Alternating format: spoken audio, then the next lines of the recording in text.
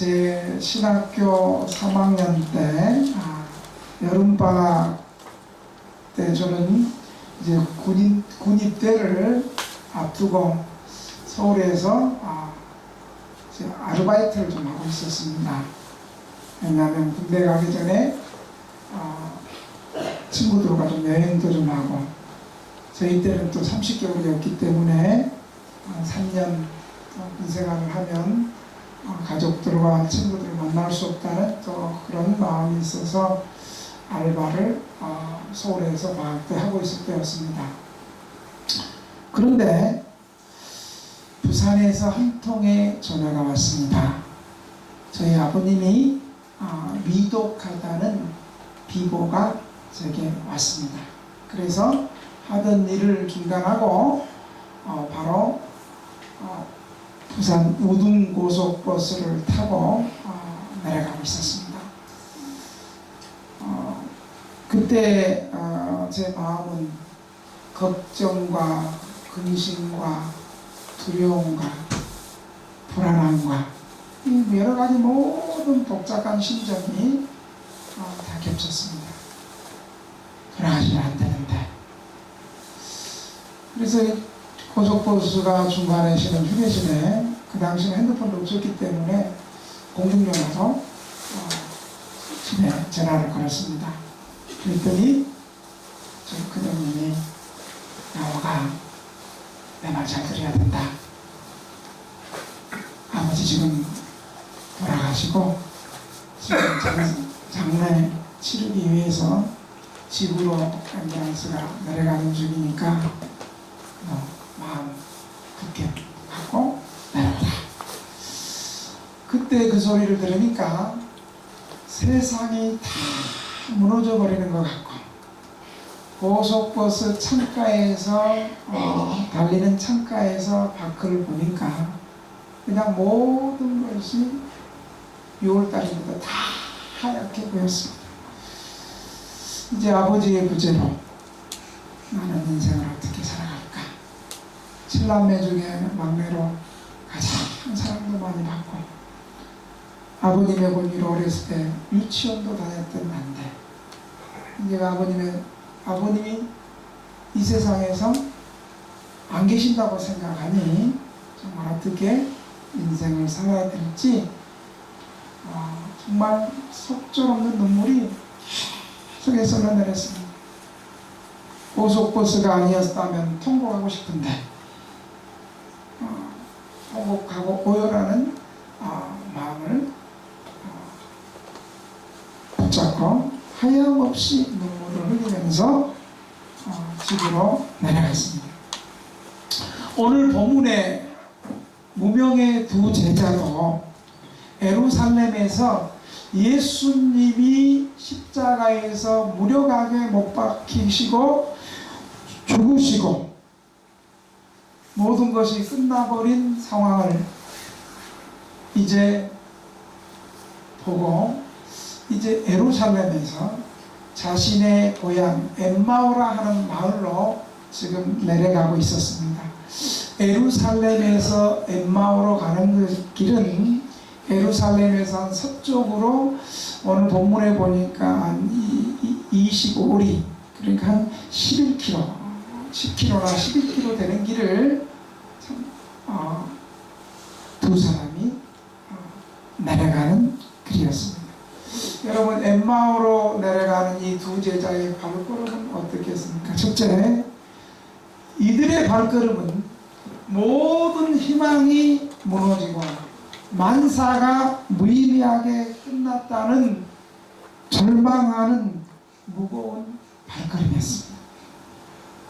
이들은 이 무명의 두 제자, 12제자는 아니에요. 이름 없는 무명의 이 두 제자는 예수님께 모든 희망을 걸고 21절에 이렇게 고백합니다. 우리는 이 사람이 이스라엘을 속량할 자라고 믿고 받았다.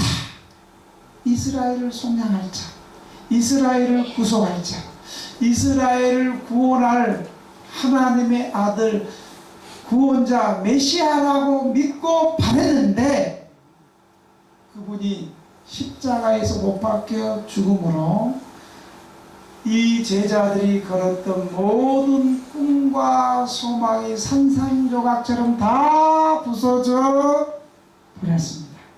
그래서 이제 예루살렘에 희망이 없구나. 내가 여기에 있어야 될 필요가 없구나.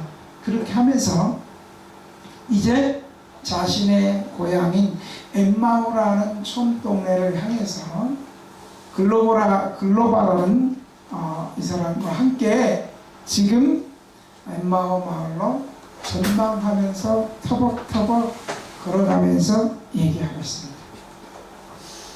14절에 보니까 이 모든 일이라고, 이 모든 된 일을 서로 얘기하더라. 이 모든 된 일이 어떤 거예요? 예수님께서 십자가에서 죽으시고 또 여인들이 예수님의 무덤 앞에 갔는데 무덤의 큰 돌이 굴러져 있고 열려 있고 예수님의 시신은 없고 빈 무덤이었고 그러고 있는데 천사들이 나타나서 예수님은 왜 너희는 죽은 자 살아있는 자 가운데 죽은 자를 찾느냐. 예수님 부활하셨다는 소식을 그 일을 말하고 있습니다. 그러면 믿어야 된다. 예수님 천사를 통해서 부활하셨다. 그러면 믿어야 되는데 이 무명의 제자들은 예수님은 돌아가셨고 이제 모든 것이 끝났다. 이 무명의 제자들은 이 예수님에 대해서 어떻게 얘기하냐면 오늘 19절 20절에 보니까 나사렛 예수님은 하나님과 모든 백성들 앞에서 말과 일에 능하신 선지자인데 부패한 종교 지도자들이 사형 판결을 내리고 예수님을 십자가에서 못 박았다. 여러분 이 무명의 두 제자 하는 말을 잘 들어보세요. 나사렛 예수님은 하나님과 모든 백성 앞에서 그분의 말과 그분의 행동, 사역에 능하신 선지자인데 부패한 타락한 대제사장들과 서기관과 종교 지도자들이 사형 판결을 내려서 십자가에 못 박여 죽였다는 거예요. 자기들이 볼 때는 정말 하나님께서 보내주신 구원자 메시아인데 자기들 뿐만 아니라 모든 백성들은 대부분의 백성들은 그렇게 믿고 있었는데 백성들을 선도하고 지도해야 될 이 종교 지도자들이 백성들도 다 아는 사실을 백성들도 하나님의 아들로 믿는데 종교 지도자들은 타락하고 부패한 사악한 종교 지도자들이 예수님을 사형 판결을 내려서 사내들인 공예가 자신의 기득권 때문에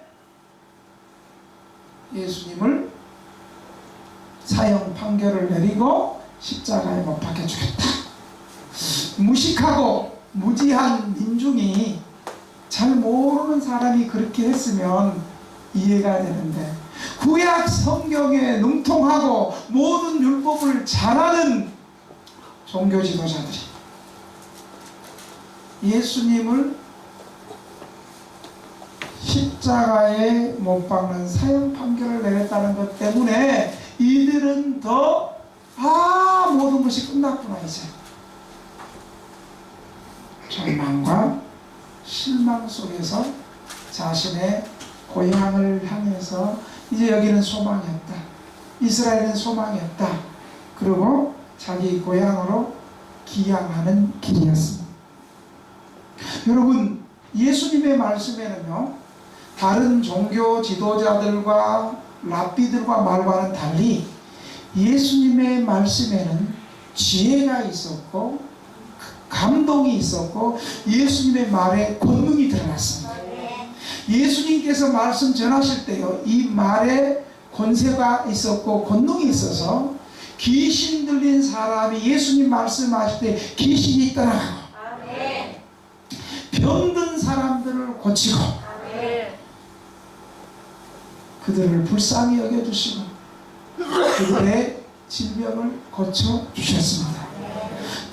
가난하고 당시에 사람 취급받지 못하는 죄인들을 오히려 예수님은 불쌍히 여겨주시고 그들을 친구 삼아주시고 그들에게 하나님의 말씀을 가르치시고 너희도 구원받은 아브라함의 자손이다 라고 구원을 선포해 주셨습니다. 배고픈 수많은 군중들을 향해서 먹을 것을 공급하셨습니다.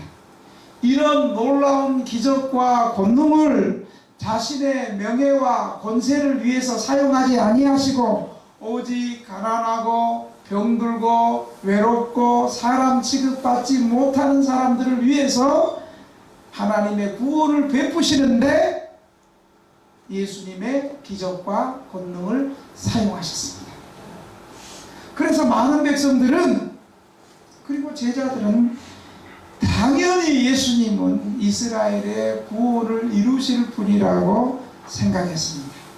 그런데 사악한 종교 지도자들은 이런 하나님의 의로우신 선지자를 억울하게 십자가에 못 박는 것을 보면서 더 이상 예루살렘에는 희망이 없고 소망이 없다고 생각하면서 이제 지는 해를 바라보면서 고향으로 가는 길이었습니다.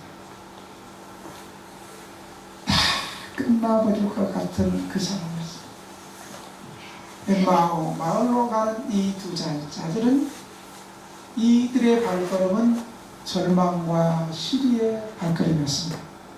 그런데 두 번째로 절망하는 제자들에게 예수님께서 동행하셨습니다. 오늘 15절에 보니까 그들이 서로 얘기하며 문의할 때 예수께서 이르러 그들과 동행하시나 그들의 눈이 가리어서 그인 줄 알아보지 못하거든. 주님께서는 우리가 모르는 가운데 은밀하게 오묘하게 동행하십니다. 특별히 우리가 절망 가운데서 이제 우리 인생 끝났구나, 모든 것이 끝났구나 하는 그 순간에 우리 주님이 우리가 모르는 순간에 우리와 함께 하신다는 사실을 여러분 믿으시기 바랍니다. 성경에 보니까 우리 주님은 아브라함에게도 지나가는 나그네 행인으로 우리 주님이 나타나셨습니다. 그리고 야곱에게는 씨름하는 사람으로 우리 주님이 나타나셨습니다. 여호수아에게는 이스라엘의 군대 장관으로 우리 주님이 나타나셨습니다. 그리고 엘리야에게는 폭풍 속에서 큰 바람 속에서 나타나는 것이 아니라 고요한 음성으로 우리 주님이 나타나셨습니다. 오늘 본문에서는 예수님이 십자가에 억울하게 죽음을 당한 사실 때문에 이제 모든 것이 끝났어. 하나님의 구원은 끝났어. 이스라엘의 구원은 끝났어. 모든 것을 포기하고 괴로움과 낙심 가운데 있는 무명의 두 제자들 가운데 나타나십니다. 그리고 그들은 지금 얘기하고 있어요. 예수님이 너네 그렇게 무슨 얘기를 하냐. 그러니까 예수님이 나타나서 지금 그들에게 물어요. 지금 그들이 무슨 얘기하고 있었어요? 예수님께서 이스라엘의 구속자 이 예수님이 십자가에서 죽으시다. 그리고 예수님의 부활을 천사들이 말해줬는데 그것도 못 믿고 절망 가운데. 그래 이 두 제자가 예수님이 나타나시고 예수님은 알아보지 못하고 예수님에게 뭐라고 얘기하냐면 당신은 이스라엘에 체류하면서 이 놀라운 사건 이스라엘의 구속자가 십자가에서 못 박힌 이 사실도 모르면서 지금 이스라엘에 사냐 이런 무식한 사람. 그러면서 지금 누구를 면박 주고 있어요? 당사자 부활하신 예수님을 지금 면박하고 있는 거예요. 그런데 우리 예수님은요 이런 믿음 없는 어리석은 말과 행동을 우리 예수님 무시하지 아니하시고 그들을 존중하시고 강요도 하지 않아요. 당장 책망하지 아니하시고 그들의 말을 들으시고 계십니다. 내 같으면 야 이놈아 내가 바로 그 예수여, 내가 당사자 예수인데 예수님 모른다고 네가 그래서 안 되는 거야. 우리는 틀림없이 그렇게 얘기했을 거예요. 그런데 우리 예수님은 그들의 말을 들으시면서 함께 길을 걸으면서 엠마오 도상으로 같이 야 길이 바뀌었어. 너네 예루살렘으로 올라가야지. 내가 부활했는데 빨리 가서 절에서 예루살렘으로 다시 유턴해서 가야지. 그러지 않고 그 엉뚱한 길을 같이 걸어갈 수가 있는 거예요. 그러면서 그 제자들에게 진리를 가르쳐줄 준비를 하고 있는 거예요. 여러분, 우리의 인생이 우리가 생각하고 계획하고 하고 싶은 대로 다 됐으면 우리 이 시간 이 자리에 안 앉아 있었어요.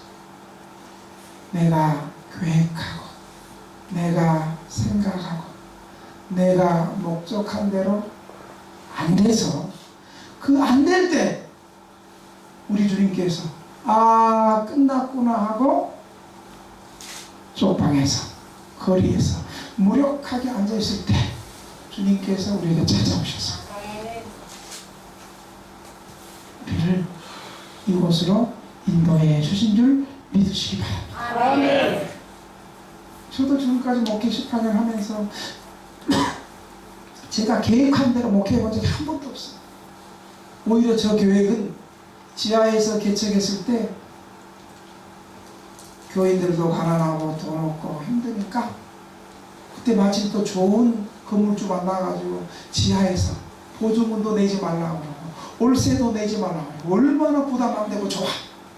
그래서 저는 그때 심정은 주님 할 수만 있거든. 주님 재림하실 때까지 여기가 좋사오니 여기에서 계속 앉고 싶습니다. 박수치는 아니고 그러고 뭐 부담 없이 좋은데 아니 한 3년 되니까 건물주가 갑자기 목사님 3년 동안 무상으로 있었고 여기 꽃집들이가 나가세요. 저는 그때 이제 목회 접는 줄 알았어요. 그런데 하나님께서 우리도 모르는 사이에 여기 쪽방에서 가장 가까운 쪽방 초입에 등대교회 이 건물을 주님께서 예비해 주신 줄 믿으십니다. 하나님 전망의 상황이 이제 끝났구나. 그때 우리 학교도 안 다니는 미취학 아동 셋이서 뭘 했는지 아세요?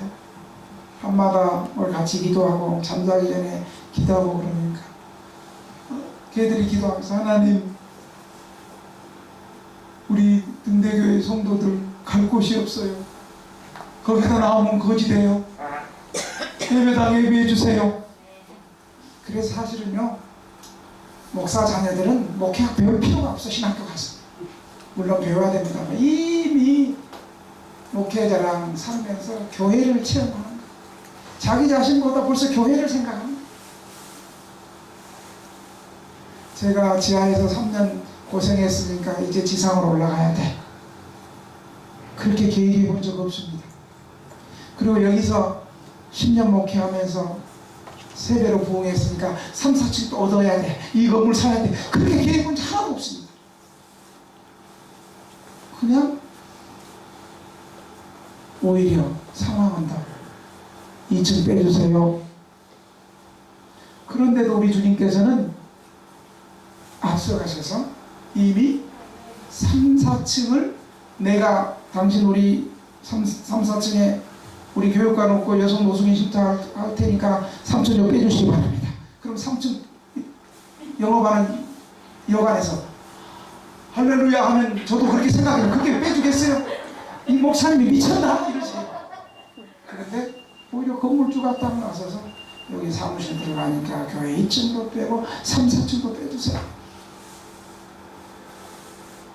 하나님께서는 우리가 모르는 사이에 우리가 절망하고 낙심할 때 끝났다 할 그 상황에 우리가 모르는 사이에 우리와 동행하시고 우리의 앞길을 선하게 인도해 주신다는 사실을 믿으시기 바랍니다. 이 엠마오로 예루살렘을 떠나서 예루살렘에 희망이 없다고 절망하고 가는 이 무명의 두 제자들에게 예수님이 그들 모르는 사이에 동행해서 그들에게 다시 희망과 소망과 진리를 가르쳐 주시기 위해서 이 제자들에게 동행한 줄로 믿으시기 바랍니다. 여러분, 우리가 아무리 암울한 상황을 살아가고 환경이 힘들어지고 다 끝나버린 것 같은 그 상황에도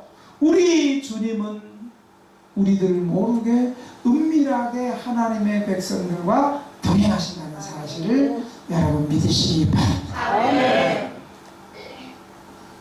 사실 우리 죽을 거가 끝날 것 같은데 안 끝났잖아요.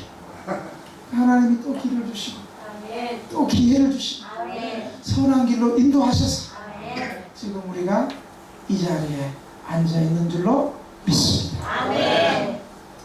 세 번째로 엠마오 마을로 가는 두 제자에게 예수님은 불신앙과 무지에 빠져있던 제자들에게 구약 성경 전체를 통해서 자신의 부활을 확신시켜 주셨습니다. 이 무명의 제자들이 성경을 잘 알았더라면 예수님께서 죽으심으로 인하여 그의 백성을 구원해 주실 것을 알았을 거예요.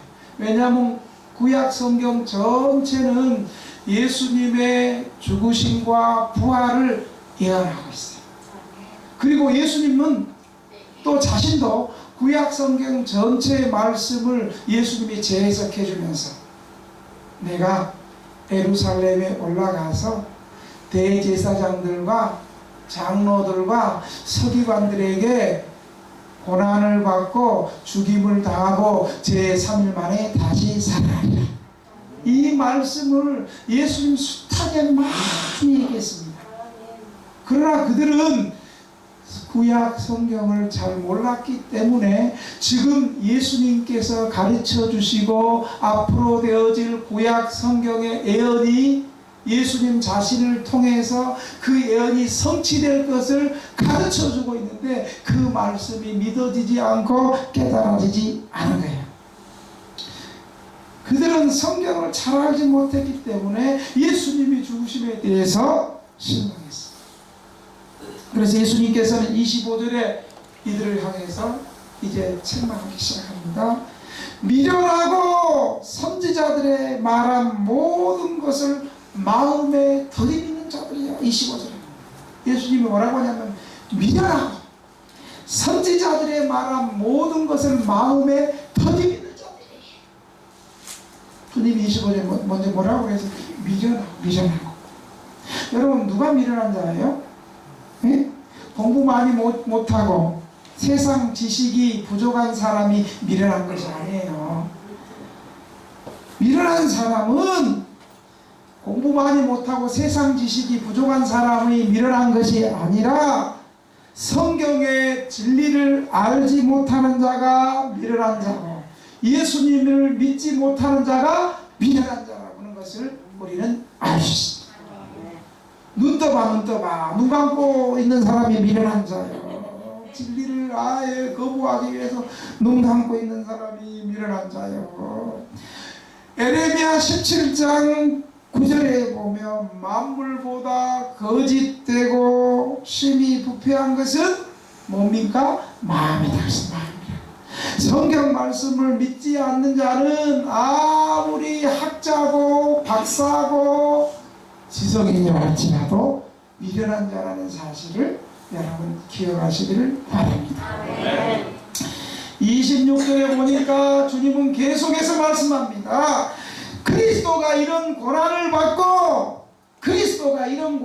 받고 자기의 영광에 들어가야 할 것이 아니냐 하시고 이에 모세와 모든 선지자의 글로 시작하여 모든 성경에 쓴 바 자기에 관한 것을 자세히 설명합니다. 여러분 잘 들어보세요. 예수님이 지금 자신의 부활을 설명하는데 이렇게 설명해요. 부활을 설명할 때 먼저 그리스도가 이런 고난을 받고, 자, 부활을 설명하는데 뭘 먼저 얘기해요? 그리스도의 고난을 받고 자기의 영광에 들어갈 것이 아니냐. 너희들이 부활을 믿으려면 그리스도가 고난받는 걸로부터 시작한다. 그 고난을 통해서 영광에 들어간다. 그러면서 이제 구약 성경을 27절 설명하는 거예요. 27절 이에 모세와 모든 선지자의 글로 시작하여, 모세 오경을 말하죠. 모든 선지서. 여러분, 율법서와 모든 선지서가 예수님의 고난과 부활을 설명한다는 거예요. 그런데 우리가 좀 더 기억할 것은 단순히 율법서와 선지서만이 예수님의 고난과 부활을 설명하는 것이 아니라, 선지자의 글로 시작하여 뭐라고 그래요? 모든 성경에 쓴 바, 그러니까 모든 성경, 구약 성경 전체가 예수님의 구원을 가리키고 있다는 사실을 얘기합니다. 단순히 모세오경과 선지서가 예수님의 고난과 부활과 그리스도 구원자에 대해서 말씀하는 것이 아니라, 모세와 모든 선지자의 글과 모든 성경에 쓴 바 자기에 관한 것을 자세히 설명합니다. 그러니까 구약 성경 전체가 예수님 자신에 관한 글이라는 거예요. 이것을 예수님이 지금 설명하는 거예요. 예수님에 관한 기록이 율법과 선지자만이 아님을 분명히 밝히고 있습니다. 구약 성경 전체가 다 예수님에 대한 증거임을 가리키고, 그리스도가 구약 성경의 목표이고 그리스도가 구약 성경의 중심임을 가리키고 있는 것입니다. 이들은 구약의 선지자들이 말한 모든 것을 다 믿지 않았기 때문에 예수님의 고난과 부활이 선지자들의 예언이 성취된 것을 그들은 모를 수밖에 없고 믿을 수밖에 없었습니다. 행위에, 오늘 말씀해 보니까 행위와 말에 능한 모세보다도 더 위대한 선지자가 그들 앞에 예언하였고, 그들의 눈앞에서 그리스도가 고난을 받고 죽고 부활하셨는데도 그 일이 그대로 이루어지고 성취되었는데도 믿지 못하고 있는데, 어떻게 구약의 선지자들이 예수님의 고난과 부활에 대한 모든 말씀을 믿을 수 있겠습니까? 예수님이 말씀하신 고난과 부활에 관한 이 가르친 예언은 구약의 모든 선지자들이 예언한 것을 예수님이 지금 자신에게 재해석해서 가장 분명하게 정확하게 자신의 고난과 부활을 적용해서 지금 이 무명의 두 제자들에게 가르쳐주고 있어요. 주님은 누가복음에서도 고난받기 전에 또 얘기하고 있는 거예요. 이르시되, 누가복음 9장 22절에 보면 인자가 많은 고난을 받고 장로들과 대제사장들과 서기관들에게 버림받아 죽임을 당하고 제3일에 살아나야 하리라 하시고, 누가복음 18장 33절에 보면 그들은 채찍질하고 그를 죽일 것이나 그는 3일 만에 살아나리라 하시고, 이렇게 예수님 말씀하십니다. 이것은 그냥 하신 것이 아니고 2000년 전에 구약에 있는 모세 오경과 선지자들과 모든 구약 성경이 2000년 전 했던 그 말씀을 예수님이 바로 그 말이 나에게 성취되는 것이다 라고 말씀해 주시는 거예요. 그냥 얘기해 주는 거 아니에요. 그냥 구약 성경에 있는 것이 아니에요. 구약 성경이 이렇게 예수님에게 성취되는 것을 말해요. 여러분, 그렇게 성경 잘 알아야겠죠. 바르게 읽어야 돼요. 바르게 배워야 돼요. 그런데 이들은 성경에 기록된 메시아관을 믿지 않고 그들이 바라는 기대상을 믿고 있는 거예요. 메시아가 오시면 외세의 외압을 물리치고, 즉 로마의 압제를 물리치고 다윗처럼 회방시키는 영광스러운 승리의 메시아 관만을 생각하고 있는 거예요. 그러나 성경은 이들은 그래서 메시아는, 이 유대인들은 메시아는 절대로 고난받을 수 없다, 메시아는 정치적이고 군사적인 승리로 영광의 메시아다, 이렇게만 생각하고 있는 거예요. 로마의 압제를 받고 있습니다. 그러나 구약 성경의 모든 모세오인가 선지자와 구약 성경 전체는 메시 그리스도가 먼저 고난을 받고 영광스럽게 되리라는 것을 수도 없이 예언하고 있는데 그것을 싹 까맣게 있는 거예요. 예수님이 고난을 받고 죽으심이 그의 말씀을 성취라는 것을 모르고 있으니 어찌 십자가에서 못 박힌 죽음 이후에 부활을 그들이 믿을 수 있겠습니까? 이처럼 예수님은 그의 부활을 못 믿는 두 제자에게 다른 기적과 권능을 통해서 증거하지 않고 오직 성경 말씀으로, 구약의 성경 말씀으로 증거했습니다. 여러분, 그 결과 어떻게 됐어요? 예수님이 성경 말씀으로 전해줬더니 그들의 눈이 밝아졌어요. 예수님을 알아보고 고백했어요. 김 목사가 설교하고 맨 앞에서 조는 사람들이 몇 있는데 예수님은 그냥 예수님이 성경을 풀어서 가르치니까 김 목사와 달리 그들이 눈이 밝아졌어요. 예수님을 알아보면서 이렇게 32절에 고백합니다. 우리에게 말씀하시고 우리에게 성경을 풀어주실 때에 우리 속에서 마음이 뜨겁지 아니하느냐? 무조건 아멘 하는 것이 아니고 기적이 열립니다 하면 아멘, 앞길이 열립니다 아멘, 치료가 됩니다 아멘, 이 때문에 아멘 하는 것이 아니고 진짜 예수님께서 성경을 풀어주실 때 우리 속에서 마음이 뜨겁잖아요.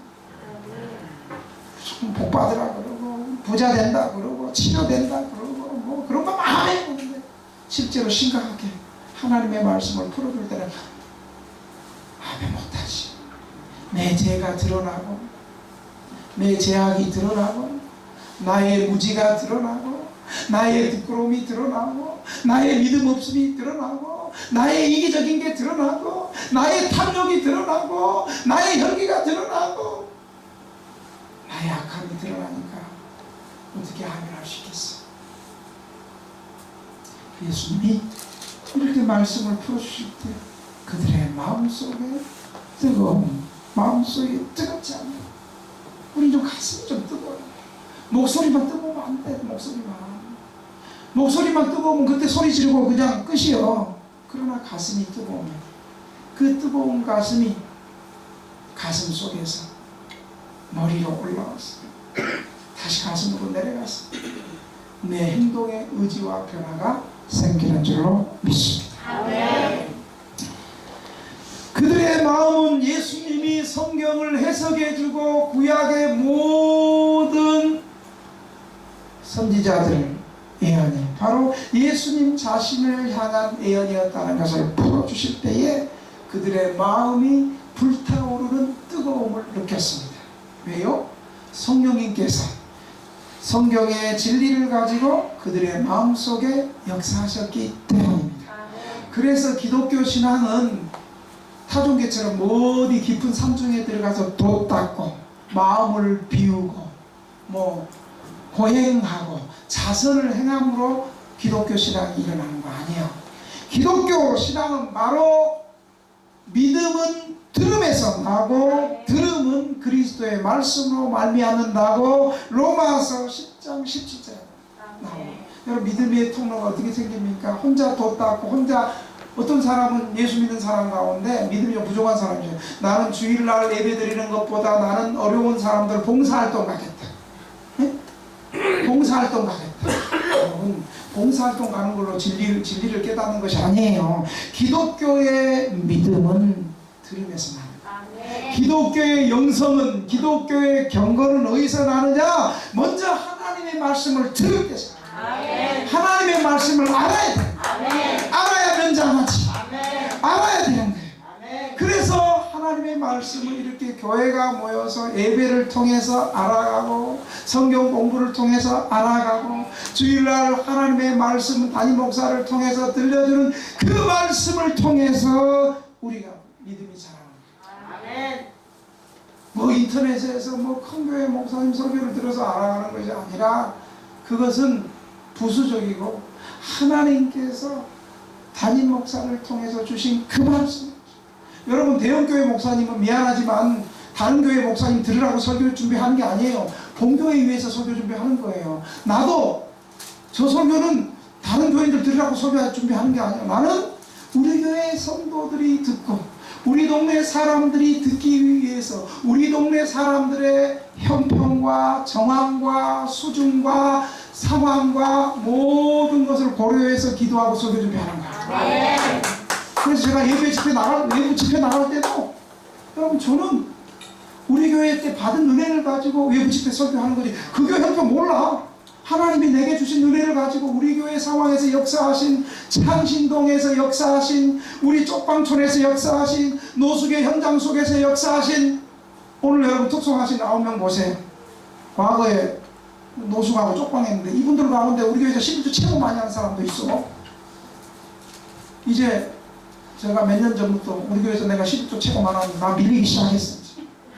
이제 5위권으로 밀리기 시작했어.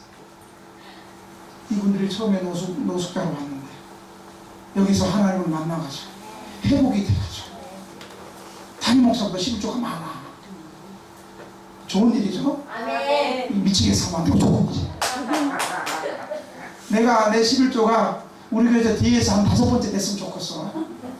그러면 여러분이 축복받는 거 아니겠어요? 아멘. 그래서 소설교는 다른 교인들이 들어와서 뭐 듣는 것도 귀하지만 저는 우리 교인들을 놓고 기도하고 우리 교인들의 형평과 정함과 모든 환경을 바라보면서 기도하고 준비. 아멘. 여러분 기독교의 영성은 바로 하나님의 말씀을 들을 때 아멘. 하나님의 말씀을 듣고 배우고 알 때 하나님의 말씀을 들을 때 이게 믿어지는 거예요. 아멘. 그럴 때 믿고 순종하고 체험할 때 길이 열리고 아멘. 그때 기적이 일어나고 아멘. 하나님께 영광을 돌리는 것이 기독교의 영성입니다. 아멘. 여러분 잘 들어보세요. 부자와 이름 없는 부자와 거지 나사로가 죽어서 천국에 갔어요. 그래서 우리가 잘 알다시피 거지 나사로는 아브라함의 품에 안기고 부자는 지옥의 음부에 가 있어요. 보니까 진짜 천국과 지옥이 있거든. 그러니까 뭐라고 얘기하냐면 아브라함의 아버지요, 내 지상에는 예수 안 믿는 하나님 나라가 이 천국을 믿지 않는 5명의 내 형제들이 있는데 죽은 나사로를 기적을 통해서 죽은 나사로를 다시 좀 살려갖고 우리 동생들한테 가서 이 지옥이 있다고 천국이 있다고 나처럼 지옥 가면 안 된다고 좀 전하게 해주세요. 그러니까 아브라함이 기적을 통해서 그렇게 보냈나요? 아니다. 아니니라. 모세와 선지자를 통해서 그 말을 듣지 않으면 아무리 기적으로 가르친다 할지라도 기적이 일어난다 할지라도 모세와 선지자의 말을 듣지 않고는 고난을 받지 않는. 이 말은 무슨 말이에요? 기적을 일으켜도 하나님의 말씀에 능력이 없이는 구원 못 받는다는 거예요. 여러분, 그리고 예수님이 기적으로 권면하지 않고 오늘도 구약 성경을 들어서 제자들에게 가르쳐주는 거예요. 그럴 때 그들이 마음이 뜨거워져서 영안이 열려서 이제 길에서 대화했던 그분이 바로 예수님이라는 걸 알게 된 거예요. 예수님 알기 전에 어때요? 지가 똑똑하죠. 너는 예수님이 예루살렘에서 예수님이 십자가에서 못 박힌 것도 모르네 이 무식한 거죠. 예수님이 그렇게 얘기했거든요. 원래 여러분 예수님 알기 전에는 본인이 교만하고 그래요. 그런데 예수님 알고 나니까 예수님이 하나님의 말씀을 풀어주시고 가슴이 뜨거워졌어. 이제 예수를 만났어. 마지막으로 이 무명의 제자들, 예수님을 부활하신 예수님 만난 이후에 즉시 제자들에게 달려갔습니다. 30. 여러분, 엠마오 마을에서 다시 예루살렘으로 다시 되돌아가는 길은 25리 11km입니다. 그리고 이제는 캄캄한 밤이 됐어. 이제 잠을 자려고 방으로 들어갔는데 캄캄한 밤인데, 그 밤에 11km가 되는 그 밤에 엠마오에서 다시 예루살렘으로 뛰어가서 예수님의 가르침을 통해서 부활하신 예수님을 만나기 전에는 모든 것을 포기하고 낙심 가운데 몇 빠진 걸음이었지만, 이제 부활하신 주님을 만난 후에는 그들의 발걸음은 기쁨과 소망과 희망의 발걸음으로 예루살렘에 있는 제자들과 친구들을 향해서 재빨리 움직였습니다. 이 기쁨 부활의 소식을 자신들만 듣고 있을 수 없었습니다. 그래서 번개같이 급히 동기들을 찾아서 나선 것입니다. 여러분, 기독교 복음의 메시지는 내가 받은 것을 다른 사람에게 나눌 때 비로소 완전히 우리의 것이 된다는 사실을 기억하시기를 바랍니다. 아멘. 사랑하는 군대교회 성도 여러분, 이제 말씀을 마치겠습니다. 우리도 처음에는 주님을 모르고 살아갈 때는 엠마오로 가는 두 제자처럼 시리와에 빠져서 만사가 다 무의미하고 귀찮고 절망 가운데 살았습니다. 그런데 우리도 모르는 사이에 주님이 찾아오셔서 우리를 복음으로 불러서 등대교회로 부르시고 예배를 통해서, 말씀을 통해서, 기도를 통해서 하나님의 말씀이 믿어지게 하시는 새로운 은혜를 주셨습니다. 우리도 엠마오 제자들이 주님을 만나 다시 예루살렘을 향하여 부활의 기쁜 소식을 전하러 재빨리 뛰어가는 것처럼 이제 더 이상 방황하지 말고, 더 이상 슬퍼하지 말고, 더 이상 낙심하지 말고, 더 이상 머뭇거리지 말고, 우리 주변의 사람들에게 이 복음을 증거하는 복된 성도들 되시기를 주님의 이름으로 축원합니다.